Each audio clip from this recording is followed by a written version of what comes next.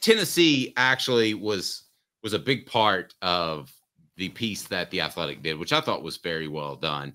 And it was about visiting with anonymous recruits. Very good piece put together by, I thought, The Athletic. And it suggested that the NIL isn't the ultimate difference maker. I don't want to change our tunes too quickly. Didn't we say just a year ago when you and I started doing this on a regular basis that NIL was the difference maker that could get Tennessee above Georgia and Alabama at the time? Are we dismissing that too quickly? And I wonder too, when I was reading the column, are the prospects perhaps dismissing NIL a little too quickly? Do they just feel like they deserve it? Like that's just part of the game. Well, I hate to tell you, 4 years ago, it wasn't part of the game. What was your take on the Athletic downplaying NIL and what they could do in recruiting, what NIL could do in recruiting? My take was, I think NIL is not what we thought, which is this. We thought NIL was going to outweigh everything else combined. It doesn't. NIL is another factor. So when you talk about recruiting players, a few things come to mind. The coaching, the success of the coach is a big one, right? The success of the program at the time. Your prospects are going to the NFL. Playing time's a big one, right? If you can play early. Agreed. And also, most notably, I would say location. Like a lot of kids like to stay close to home. We talk about all the time with LSU. What is it? The LSU players, LSU doesn't have to leave Louisiana to get recruits, at least pre-NIL. Those things are all factors still. Those things are all factors, and they still equally compete with NIL, is what I think. Because if the NIL difference is, if you're a Louisiana kid, let's just talk LSU for a minute. If you're a Louisiana kid, LSU offers you $80,000 and you don't want to leave the state. Tennessee offers you $90,000. Well, you might sacrifice the $10,000 to stay home, won't you? I mean, certainly. I don't think that's it. One guy said that he gave up. He left about $100,000 sitting on the table because he wanted to go to the school that he wanted to go to. Yeah, it was 500 compared to 400,000. So to me, the guy played his cards pretty good. Money should never be a factor in our lives, but a lot of times at 17, when we're thinking about, hey, let's take a girlfriend out on a date or a car or something like that. A lot of times you are going to think of money.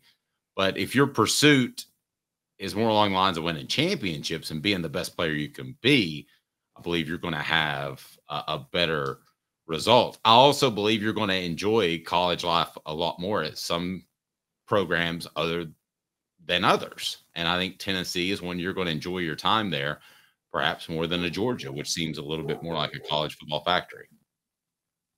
Yeah, I totally agree. I think NIL more than anything I think you have to be competitive, but I don't necessarily think that as long as you're competitive, I think you can be in the running with other factors in recruiting.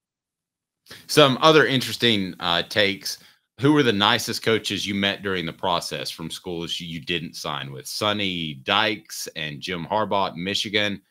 Dykes very family oriented.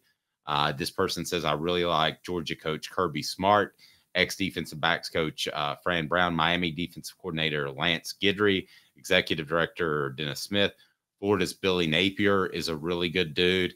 I don't know that being a good dude on this list is any better for you. I mean, pretty much everybody has been named. Miami's Mario Cristobal, Penn State's James Franklin. I guess they're expecting some coaches to go in there and say, wow, this dinner you made me taste like pure garbage. I mean, how are you not a nice guy? To me, it's about being a genuine guy when you walk in the room. You still have something to sell, and that's your school.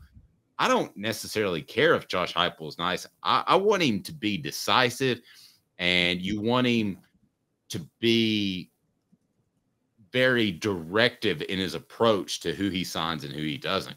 Nice doesn't really matter that much.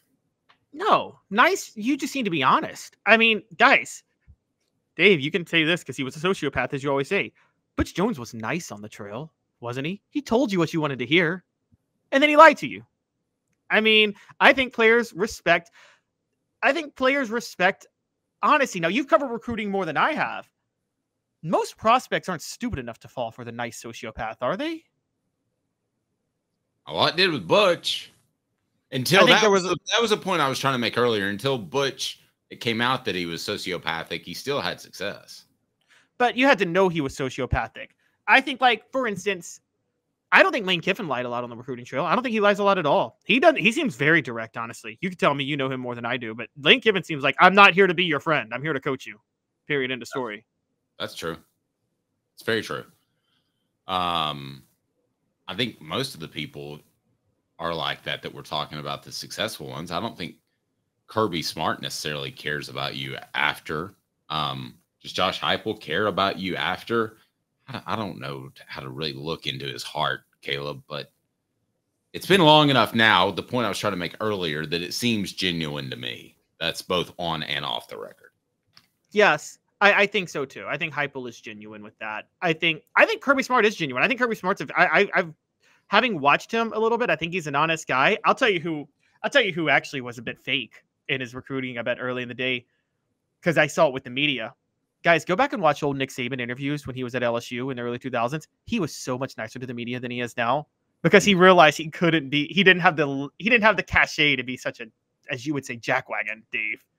And he got a lot meaner when he realized his true self showed, as he had the cachet to show his true self, quite honestly. Some of these visits are bizarre, okay?